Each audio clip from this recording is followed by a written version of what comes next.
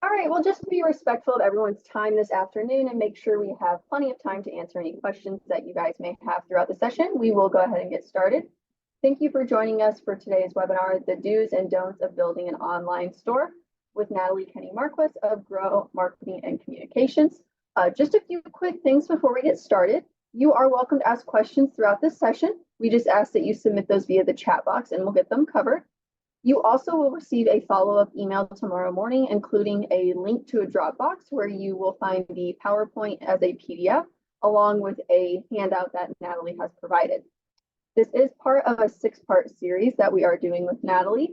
So some of you I know have joined us for the previous sessions, and I hope that you consider joining us for the next 3. It's not a requirement to come to all of them, but we do highly encourage it as those of you who have joined us, I'm sure will see that there is some information that is shared from session to session. And by the end of it, hopefully you'll be a pro in your online or your e-commerce. So once again, you are welcome to ask questions. Just submit those via the chat and we will get them covered.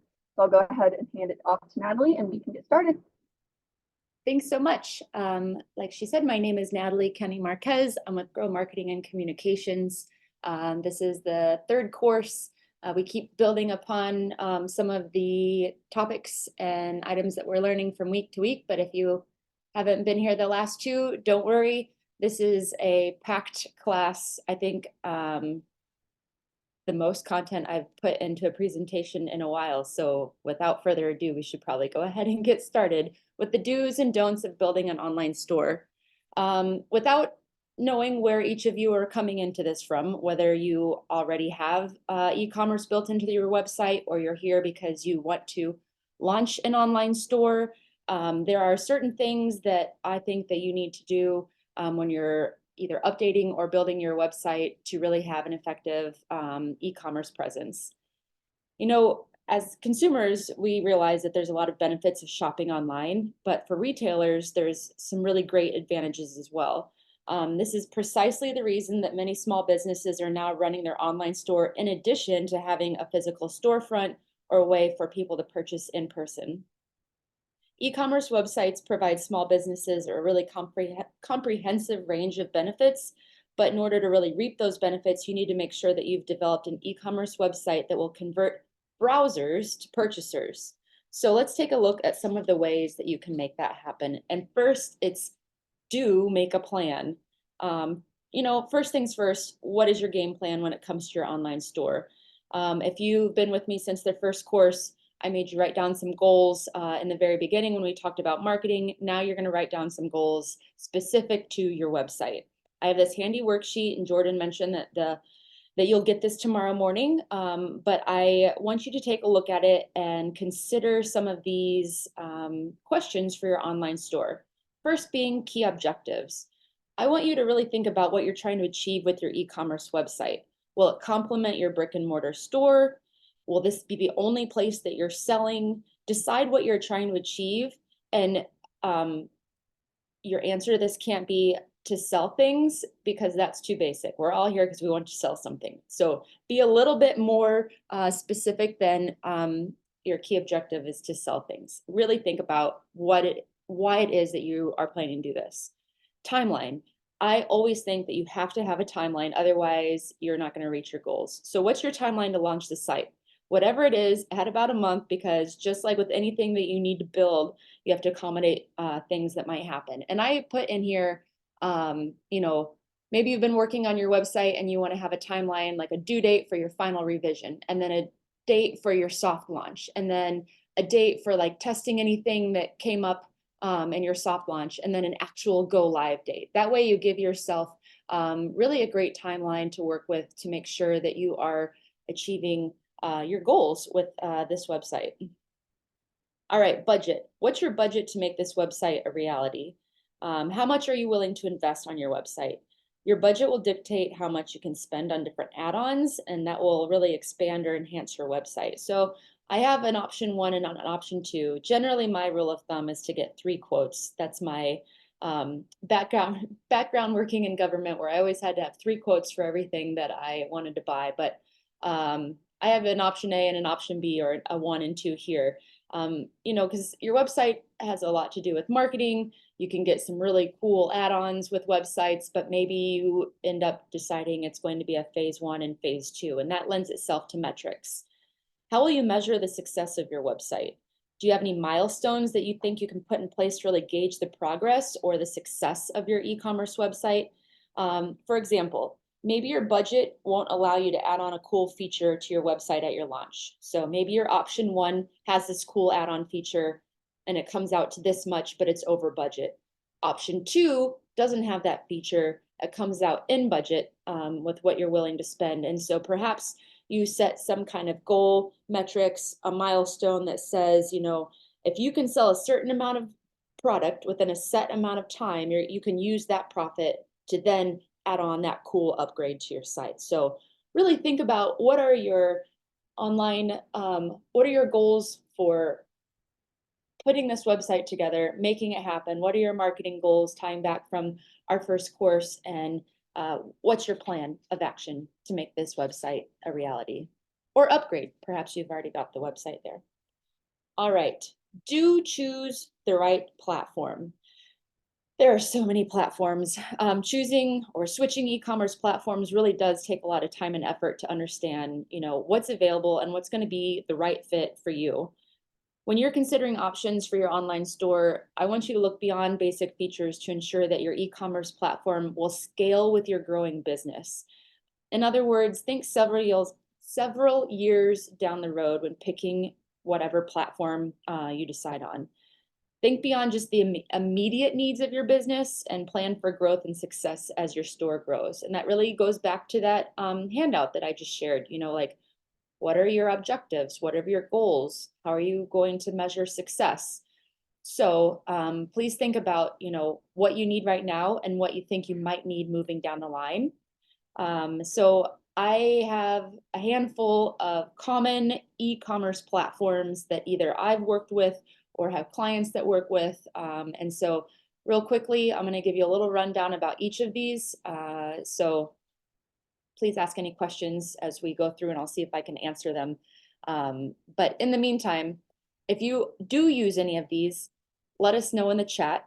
If you use something that's not on here, let us know in the chat and we'll get to those after I go through and give a quick little description of each. All right, Squarespace. I do have a client using Squarespace. They built their site using one of the templates from Squarespace, so that made their process move a lot faster because they were on a really tight timeline. Kind of like Wix, which we'll talk about in a minute.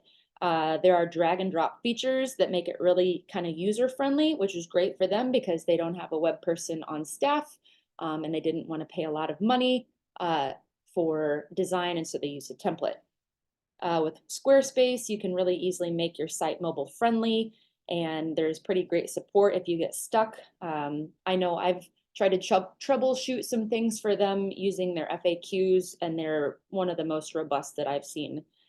Downside is that templates are not super customizable, so if you're looking to scale things or add things on down the road, or maybe you're not 100% in love with your design come next year or the year after, you may need to rebuild your site, use another template, something like that. Wix. I have a couple clients using Wix because, again, just like Squarespace, Wix is a super easy website building platform, drag and drop design, a lot of templates, and a lot of options for categorizing your products. You can also do discount promotions. It does incorporate payment processing, and there are a ton of templates you can work with. There are opportunities to scale your Wix store, but with every opportunity to scale it, then you have to kind of move to the next plan. And as we all know, the next plan up usually means an upgrade, which usually means more money. So although the entry to kind of get into Wix after you've purchased your domain, etc., is about $20 a month, there are lots of ways that you have to end up paying more and more to get more bells and whistles. But isn't that the case with everything? Shopify, that's another really popular one. People love it because you can connect your Facebook shop to your Shopify store, which is great if using social media is a key component of your marketing strategy. Technically, any changes you make should automatically be reflected in Facebook too. So that's nice to have that automation built in your Shopify store. It's fairly inexpensive to get started with, which is likely why there's like over 1 million businesses using it. And it also connects with thousands of apps, so you can certainly scale it as your business grows. BigCommerce is another popular one. I've not personally used BigCommerce, but I have colleagues that have. I do know that it's a popular option for someone that's looking for really all-included e-commerce solution. I've heard that it's great for being able to handle high traffic and sales volume without compromising the site speed or performance, and we're going to talk about why that's important later. So this could be a great option for you if you plan to have loads and loads and loads of products and photos, and you may be worried that it might hinder your site speed loading. There is also a lot of features with BigCommerce, and I mean a lot of features, and you may encounter a bit of a learning curve with this platform. If this is your first time getting into e-commerce and you're not working with a developer, you may be a little overwhelmed by this platform in the beginning. So you kind of have to weigh the pros and cons. WooCommerce, this is a plugin for WordPress. Definitely have used this in the past. If you have a WordPress site and you're adding e-commerce, WooCommerce is really the plugin that a lot of people use. The thing folks love about this plugin is that it supports a ton of payment options, including PayPal and Stripe. And I know that a lot of the small businesses that I work with that are vendors at various farmers markets use both PayPal and Stripe. So that could be a good option for those types of businesses. One cool feature is that WooCommerce can give you live shipping rates from USPS, and that's pretty cool because then you can share that also with your customers and you're not losing money on shipping. And you can also manage your WooCommerce store from your phone. So if you are out and about a lot, this could be a good option. Square Online, this is a product of Square, another point of sale system that I know a lot of businesses that I work with use. So it's basically an expansion of what you're already doing in Square. It automatically syncs so that any in-store sales that you have will instantly reflect in the online inventory and vice versa. So that's a cool automation if you are a one-person show and you're having trouble keeping up with inventory between having a brick and mortar or a farmer's market booth or pop-up, and then also having an e-commerce site. The integration also allows you to manage your online and offline sales in one place without paying extra transaction fees. That's a bonus. But if you ever decide that you don't want to use Square anymore as your payment processing method, they're going to charge you a lot of money to keep using that Square online platform as your e-commerce platform. So be sure that you really love Square and you want to stick with it if you're going to invest in building out your store on this platform. GoDaddy, some of you may have purchased your domain from GoDaddy, but they also offer templates to build out websites just like Squarespace and Wix. If you're an advanced user, you may find this feature, this templates and stuff like that on GoDaddy pretty basic, but if you're just starting, you may appreciate the limited options. If you're looking to manage everything in one place, your domain, you know, your hosting, your service, the e-commerce, everything in one place, so you don't have a bunch of different like passwords and renewal dates and things like that, then GoDaddy could be a great all-in-one for you to begin your online store.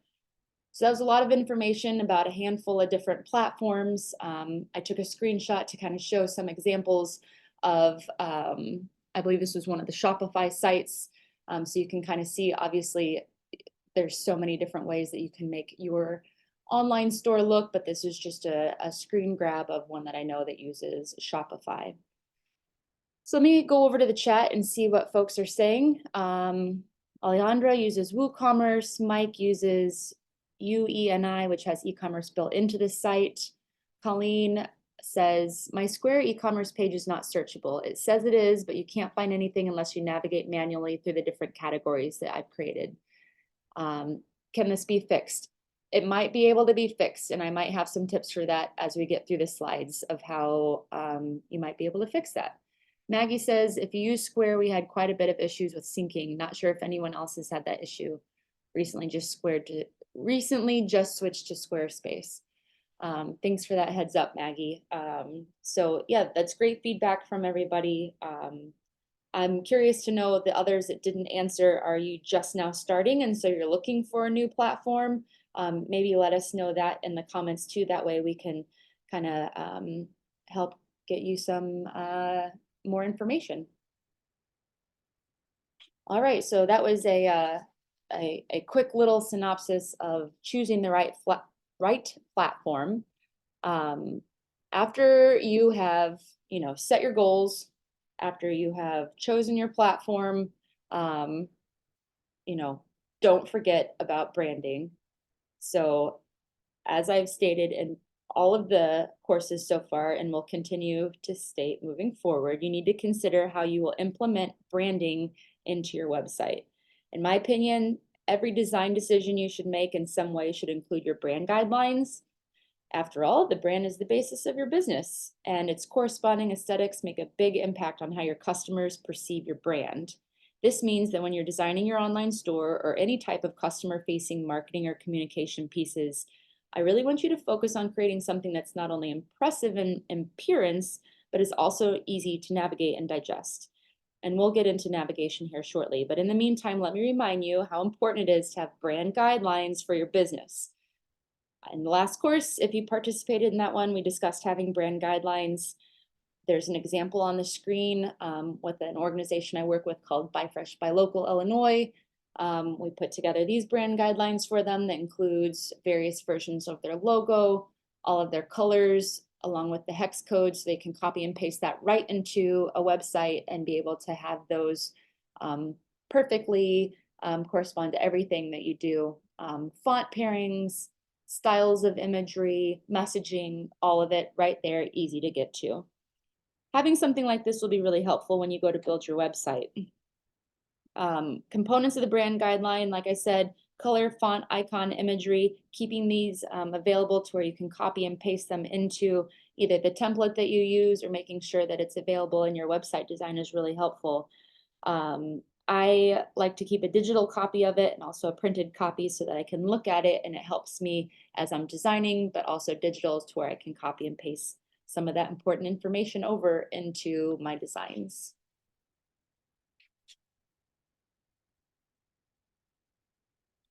All right. Next, I want you to not skimp on the user experience.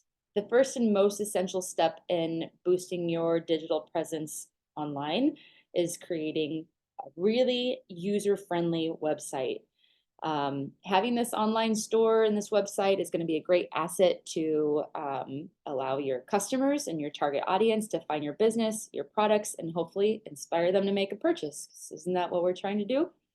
So when you think about your website, I want to challenge you to think not just that this is a task on your task list that needs to be completed. You can't just set it and forget it. With everything you do on e-commerce, always consider the roadmap that is the customer experience. So that means you're going to have to test, you're going to have to tweak, and you're going to have to test. And that's why in that handout for your timeline, I accommodated for a soft launch, for testing, tweaking, and then finally launching it. So just to make sure that you're providing a solid experience to your online shoppers, kind of the same that you would do to shoppers in your physical space. You probably wouldn't really want them to come in and start shopping if not everything was in the right place, or there wasn't a tag on everything, or things were out of order. Think the same thing about your online store. So here are some ways you can provide a good user experience in your online store, and we'll continue to build on these as we go through the rest of the slides. Your call to action should help you achieve your business objectives. What are you trying to get the people to do? Obviously, we want them to buy something, but be really clear in your call to actions so that you are making it easier for the customer to understand what they should be doing. Your site needs to be optimized so that it's also, usable on a mobile device. Make the first impression count with amazing aesthetics, and you can obviously bring over some of those from your brand guidelines. You will lose site visitors and potential revenue if your site loads too slowly. Humans are impatient. We're all impatient, whether we admit it or not. And so if it takes a long time for something to load, people are going to back out of it and go somewhere else.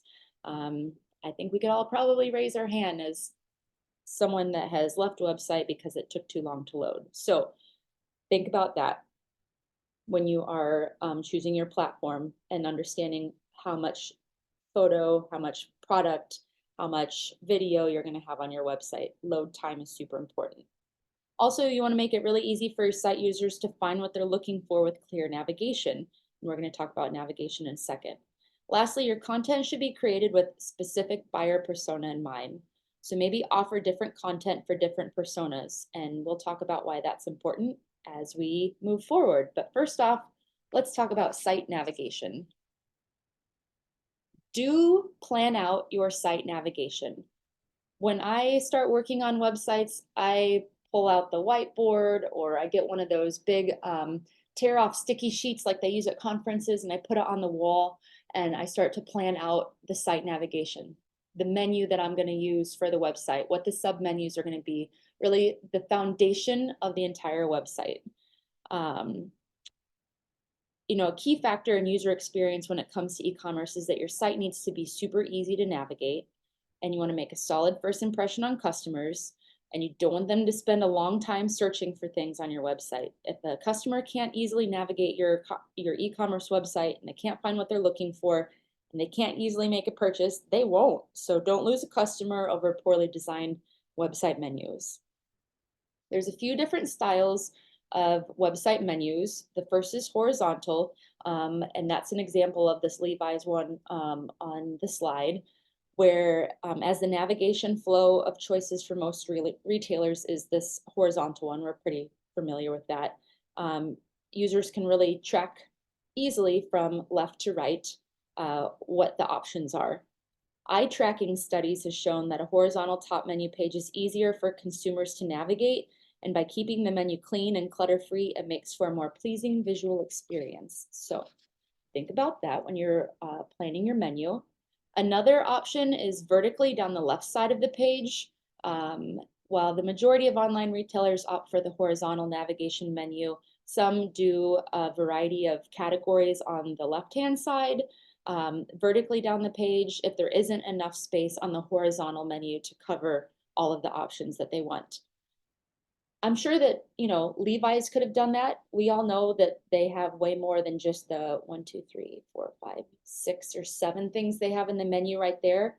And so they utilize that top banner and those two where it says new tapered fits, and then the 2 smaller square banners below, shop all men and shop all women, to give some other options, you know, likely without having to use a vertical menu down the left side. Your most important categories should always form the primary headings of your menu. So these products and categories will be visible at all times as your customer navigates your website. However, it's worth noting that while it may feel at odds with the other categories you've created, if you have a product that outsells everything else on your site, then consider allocating some of the prime navigation space to that. So again, that's probably why they have 501 and 511 in their menu, because they know those are the biggest sellers no matter what. And so they get their own real estate in that menu.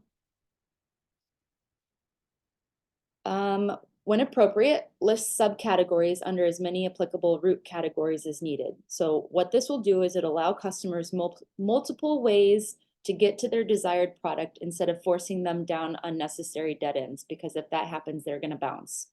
For example, maybe a pet store's main category structure is something along the lines of dogs, cats, small animals, big animals, pet food, accessories, gifts. That seems like it might work for a pet store. But dog and cat food can then be stored both under pet food, but also under dog and cat. So hopefully that makes sense. I don't want to say that you need a lot of redundancy, because then that becomes a little distracting, but being able to, you know, maybe list some subcategories under other root categories as needed could be helpful. All right. Be intentional about how you name your categories. First, how you name your categories tells people at a glance the range of what you sell, so they can decide whether to dive deeper into your site or go somewhere else. Second, the category name that makes up your navigation is also going to be a key driver of traffic to your site, and it will also contribute to your SEO or search engine optimization efforts, and we'll talk about that shortly. For this reason, I want you to focus on clear, functional, and commonly used terms. Menu items, it's not really, and categories isn't really a place for maybe some funny or witty copy or words. Basic rule of thumb, the person shouldn't have to click on it to know what it means or what it is there. So for a more scientific approach, you could do some due diligence using Google AdWords to find out what are the most searched terms to kind of help you best name the categories that you plan to use on your website. All right, so after naming categories, the last thing I want you to think about before we move on is how you order them. You know, we see that Levi's put men, women, kids, 501, 511, special sizes and sale. So something went into that research that led them to choose that order because of either the amount of purchases made, maybe men's versus women's versus kids, using red for sale to indicate, hey, come here for the clearance items. And so really think about how you organize the menu and assign that real estate to each of those categories. I'm going to check the chat to see if anyone has any questions. I know I'm kind of moving quickly, but I wanted to make sure I got you all of this information because it's all super important. Feel free to drop any questions you have into the chat. Oh, I did have a question to ask you and I skipped right over it. My question for you is, what are some things as a consumer that frustrate you when you go to a website and browse? You know, I'd love for you to share those thoughts. Thinking about site navigation, what frustrates you when you go to a website and you can't find what you're looking for? Mostly, I want you to start thinking about the things that you don't like as a consumer and that frustrate you and how you can avoid those issues on your own e-commerce website. I, for example, like to be told what is available on a website. And so I definitely look at the navigation across the top, but I often scroll all the way down to the bottom and see if there's any additional information or menus at the bottom of a website. Sometimes, more often lately, there are more websites adding a more robust menu without drop downs at the bottom of a website. And so I can easily find what I'm looking for there. Maybe it's because I spend so much time thinking about website menus. I just scroll down there so I can get all the info, but especially contact information. And we'll get to that in a minute, but I'm a scroll to the bottom and see what's there and then go back up to the top. Angel says too many subcategories, it's overwhelming. For sure. What frustrates me a lot is when I'm on a mobile version of the website and someone has a drop down that's so long that when I try to scroll it, it messes up with my phone. So Jordan says when things that should be in certain categories aren't, like a clothing store, if I can't find a pair of jeans that weren't in the jeans section, but they might be in all or new. Yes, and that's because that product wasn't properly tagged when they added it to the website. And we will talk about that. When the filters don't work, Rachel, hands down, when the filters don't work, it's a super pain because you might be looking for a specific color and size or something along those lines. And when you click that and it shows up things that are completely not that color or size, you're like, why did I waste that time? So, all right, think about these things as we're working on our websites. Don't forget about accessibility. We could probably spend an entire session just talking about website accessibility. I believe that it's very important. You know, the internet has made it easier than ever for businesses to reach customers around the world, but e-commerce stores often overlook the importance of making their website accessible for all users, including those with disabilities. Having an online store that fails to serve people with disabilities sometimes isn't as obvious as it would be for maybe a brick and mortar store. Yet there are many things that you can do to make sure that all of your customers have a great shopping experience. And those are using descriptive text. Links throughout your website should be simple and easy to read. In using descriptive link text rather than generic phrases like click here or learn more, those can be difficult for screen readers to interpret. So something like shop skincare tells these shoppers exactly what they need to know. So that is something to think about as you're putting together buttons and link text, things like that. Also, adding alt text to non-text elements, that includes all the alt text descriptions to non-text elements like images, videos, audio files, so that those who rely on assistive technology can have equal access to it. Always, always, always, when you import images or videos, be sure that you add alt text to it. And that's just, like I said, a short little text description so that folks can read what those images are. Allow for text resizing. This one is a little tricky. Kind of the rule of thumb is to allow shoppers to be able to resize text up to 200% without losing content or functionality of your website. That kind of freaks me out a little bit. I think we've probably all, used either a keyboard shortcut or used the magnifying glass to make something bigger on a website, but then it ends up looking a little bit funky. So there are certainly ways that you can build your site to where you can at least magnify it a little bit more without losing functionality. But really the important part is being able to do it, I would say at least 150%, 200% would be great, so that customers with visual impairments that use the Zoom feature on their browsers can still easily access your site's content. The next thing is high contrast text background colors.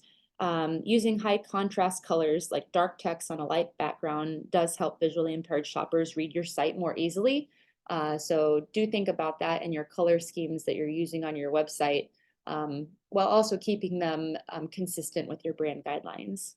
And lastly, this isn't just for websites. This is for everything that you put out to your customers or potential customers. Please limit any jargon and technical terms. Keep language and copywriting simple. Steer clear of jargon so everyone can get the message quickly and correctly without having to look up definitions or reach out for a lot of questions. Like I mentioned earlier, my background is in government, and man, are there a lot of acronyms, even in the nonprofit world that I'm still involved with.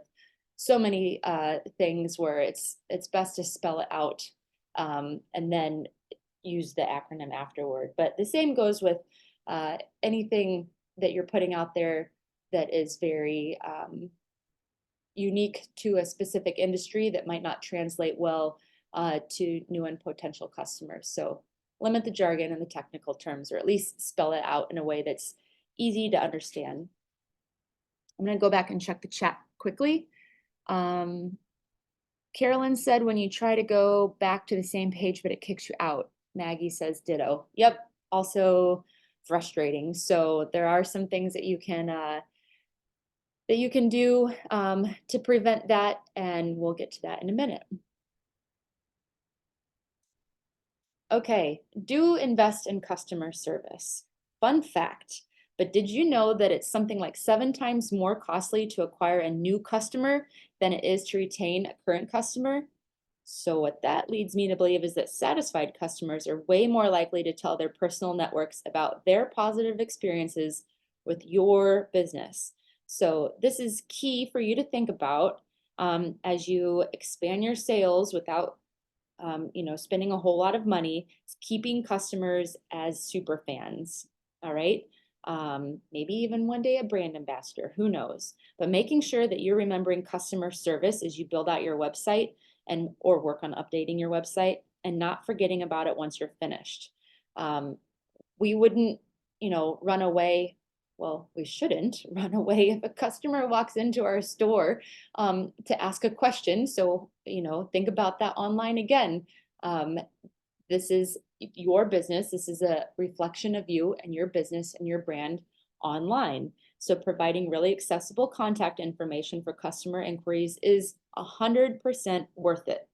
I know you probably don't want to have people contacting you all the time, but when you really invest time and effort into a good e-commerce website, the hope is folks won't need to contact you all that often because they can easily find things, have their questions answered without having to call or email you. And really, this is going to help your online store all around. An important thing also to consider is that you have to be able to respond. You have to take the time to answer questions and help the customer.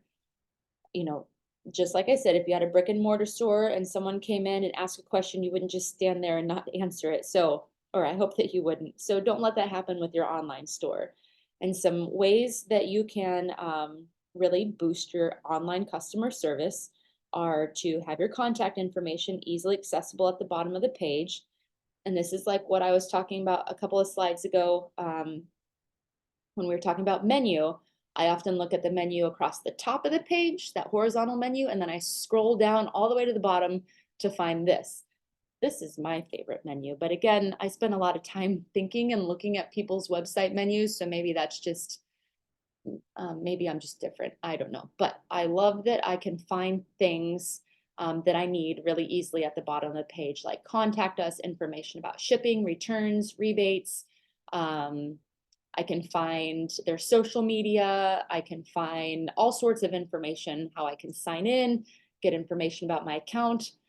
This is a screenshot for Kohl's. Shopping at Kohl's overwhelms me, but their menu at the bottom is not overwhelming. I do like this quite a bit. So having contact information at the bottom that's easy to find is super great. Another option, I have a client that uses a chat function on their website. What they do is it's actually a Facebook Messenger plugin. And so anytime I go to their website or anybody goes to their website, a little pop-up comes up in the bottom right-hand corner. How may I help you? Are there any questions that we can answer? I'm sure we've been to websites where we've seen this before, but when you type in a question, it immediately goes to the Facebook business page's Messenger. And so the staff at the store get a little ping on their phone and then they can easily answer it right away. And so they don't have to worry about having like a call center or a chat bot or something like that. It's actually one of the staff answering it. And it's all organized through their Facebook Messenger for their business page. Another customer service option you can think about is a form, just having a basic form that somebody can fill out.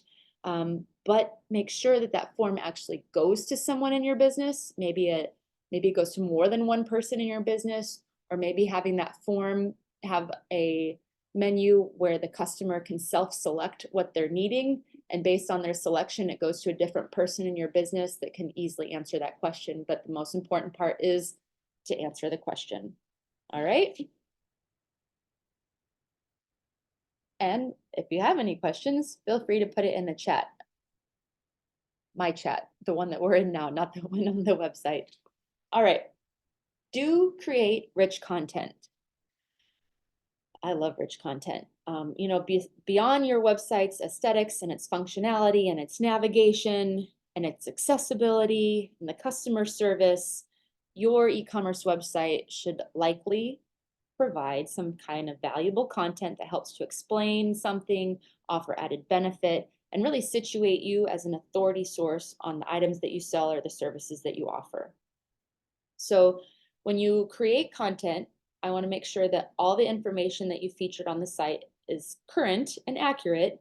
So it's got to be something that you keep up with, but also make sure that the content is, you know, relevant to your target audience. You want to make sure it's answering a question that you regularly get, or helping to explain a product that you sell, or to offer an added benefit to something that you sell. You can share news updates about your brand. You can have a blog. That's pretty easy to do. Offer kind of fresh and original content related to your brand that your customers can learn from, like recipes, maybe collaborations with other like-minded small businesses, anything that can draw customers into your site and really set you as, you know, a source of authority. So some examples are some things that I want you to think about. First, again, what is your strategy for this? I don't want you to just make it a task on your list, but really think about curating the content to meet the goals of your business and also effectively target your intended audience. I don't want you to overwhelm yourself with spending a lot of time on developing content if your products aren't moving. I mean, products are first and foremost the most important thing on your website. But if you get a good hold on that and you think that you can add in a phase 2, which is developing a content strategy and getting some content on your website, I want you to go for it. You can listen to customer feedback and kind of learn, what type of content people want or will use, and then really use that as your strategy. That way you're not overburdening yourself. Conduct keyword research. You could do this to identify relevant high traffic keywords. What are some words or short phrases that are associated with your business or your products or your services?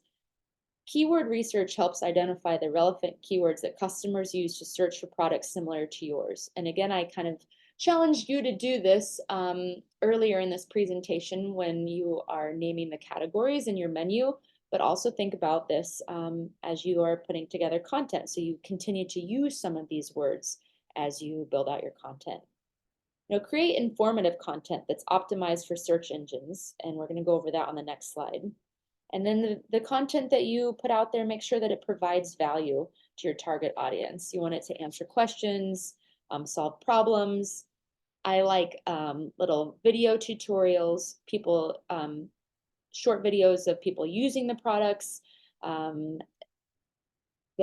example that I have on here is from HelloFresh meal delivery service, but they have some kitchen hacks. Although they ship you a box of stuff that you're supposed to cook with, they provide the recipe. If you are not that great of a cook and you've never used a cast iron skillet, you can learn more about that, or having knife skills, or how to cut a pineapple, or cook bacon, or cut mangoes.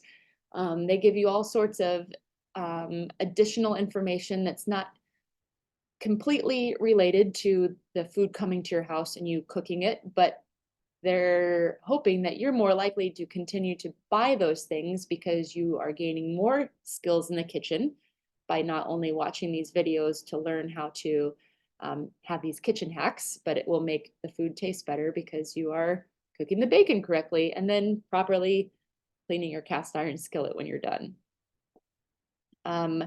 Lastly, you got to promote the content somehow, and you can do that through social media and email marketing, and that's going to be something we talk about in the next course.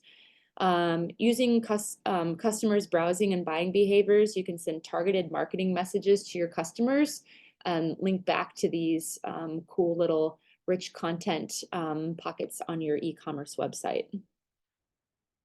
I would love to know if any of you have incorporated these types of rich content into your current website, or if you've ever utilized anything like this when you have shopped on different websites. So please share that in the chat if you don't mind.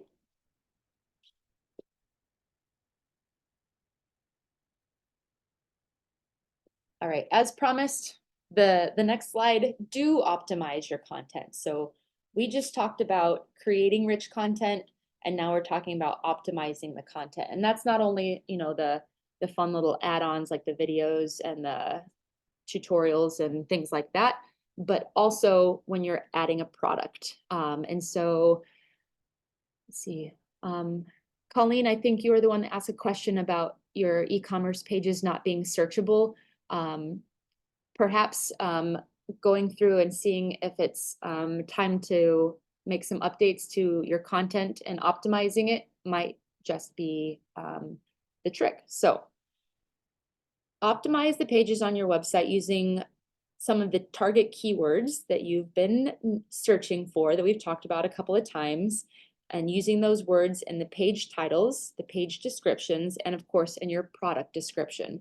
So you have the opportunity to manually set page titles, page descriptions, and product descriptions. And so making sure all of that is properly completed is super important. Optimize product images. you have to use high quality images that showcase your product from different angles.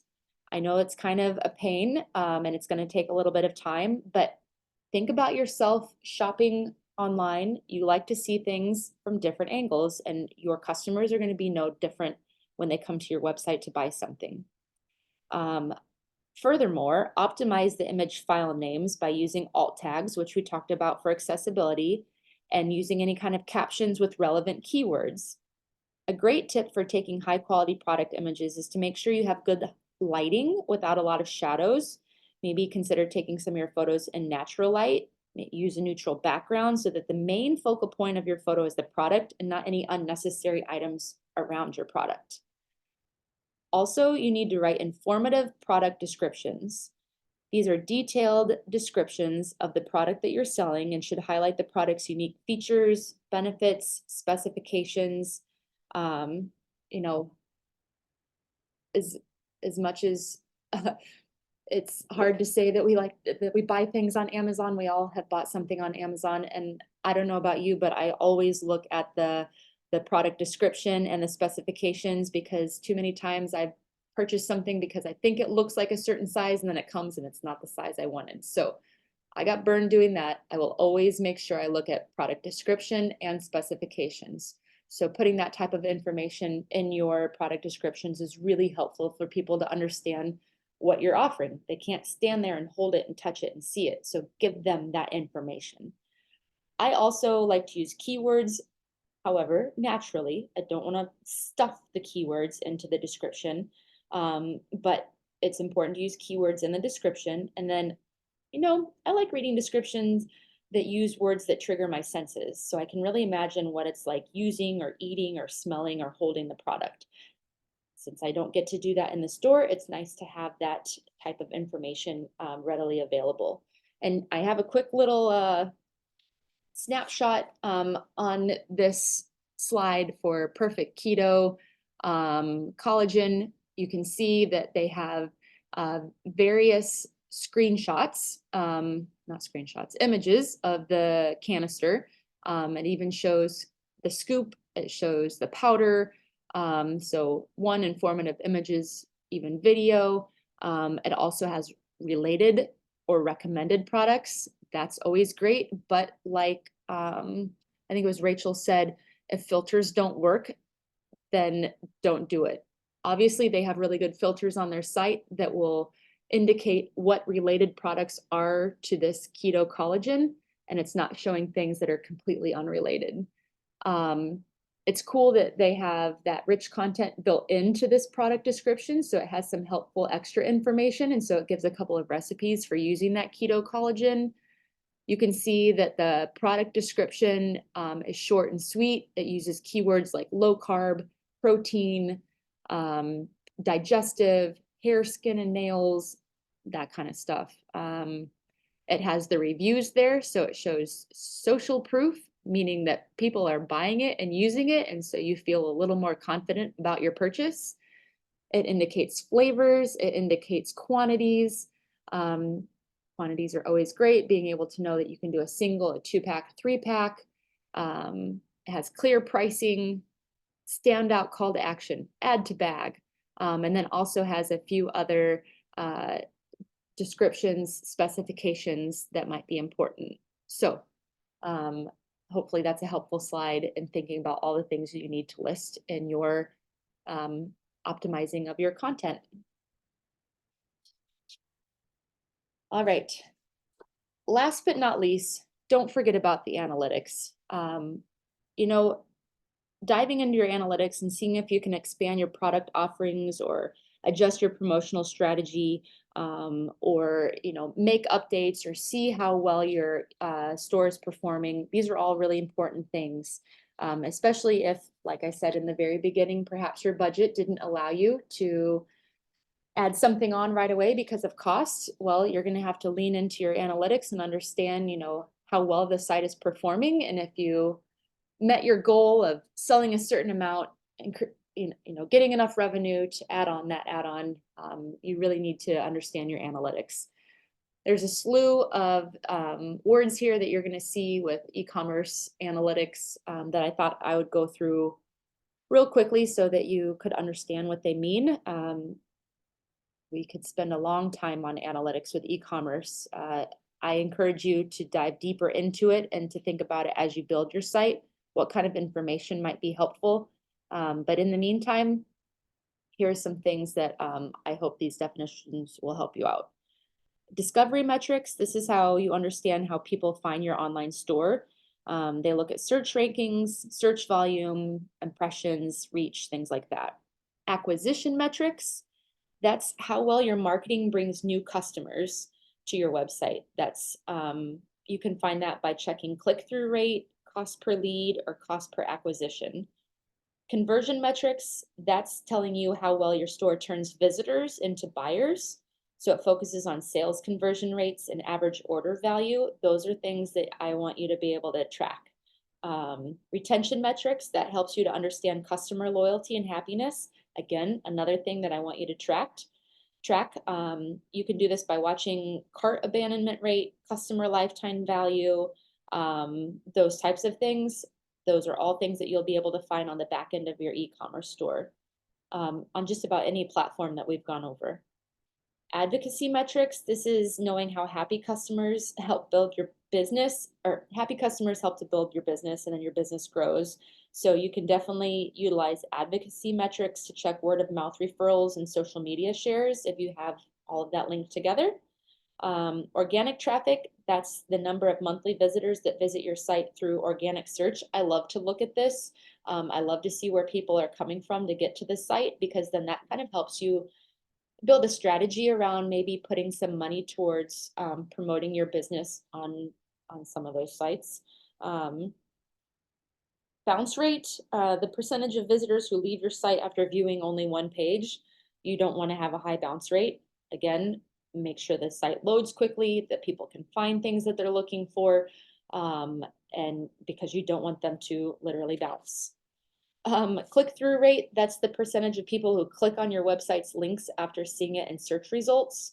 You can get some of that information from your analytics. I also love to see that in email analytics, and we'll talk about that next time we meet to talk about email marketing.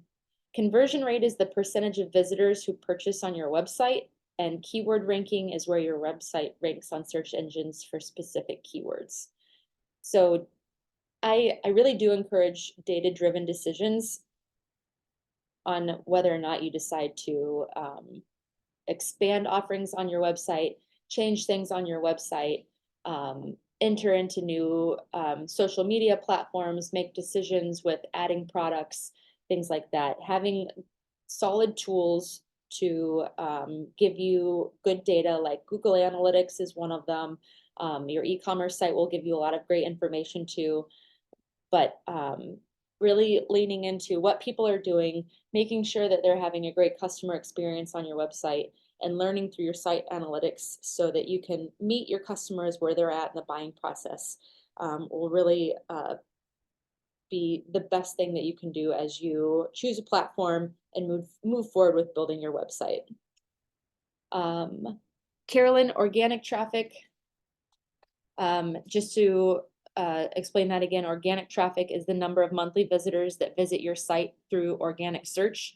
And so either they put into the search bar, what is an example? Levi jeans or jeans, or they put in it like directly into the URL, or maybe they somebody shares a link, or anytime that it is not paid, that you're getting a referral from either Google or directly into the search bar or something like that. So that is organic traffic. On the screen, I have a snapshot of some insights from a Wix e-commerce site, and it gives you, it says relevant information for the past 30 days. It shows you the past 30 days compared to the previous 30 days, and it tells you some really cool information. And so you can see that the most popular page visitors navigated to is the Tiger t-shirt collection page. So knowing that, maybe you should put that front and center on your website if that's where people are going to. People spend a lot of time on men's accessories, so put that up towards the top. The last page people visit before leaving is clearance. So that's something cool to think about.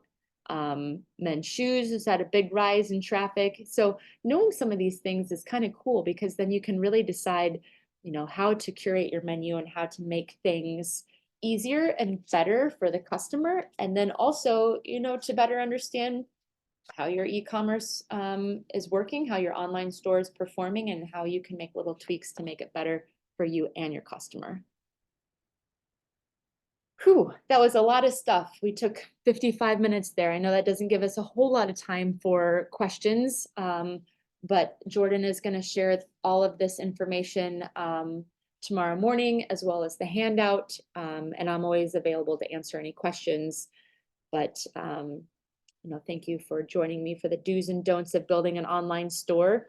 And do ask questions in the chat. We still have 5 minutes, so love to answer.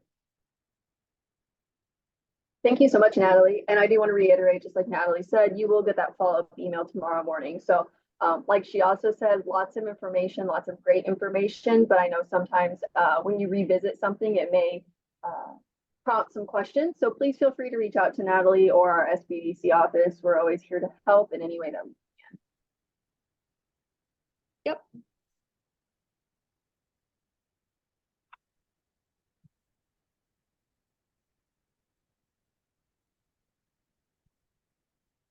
All right, well, I don't see any other questions coming in. I do want to appreciate everyone for, I do want to say thank you to everyone who joined us today. We do appreciate you coming and also all the interaction in the chat. It's always great to see everyone engaged. And thank you so much, Natalie, for presenting. And we hope to see you in our next session 2 weeks from today. Wonderful. Thank you, everyone. Thanks, everybody. Bye-bye.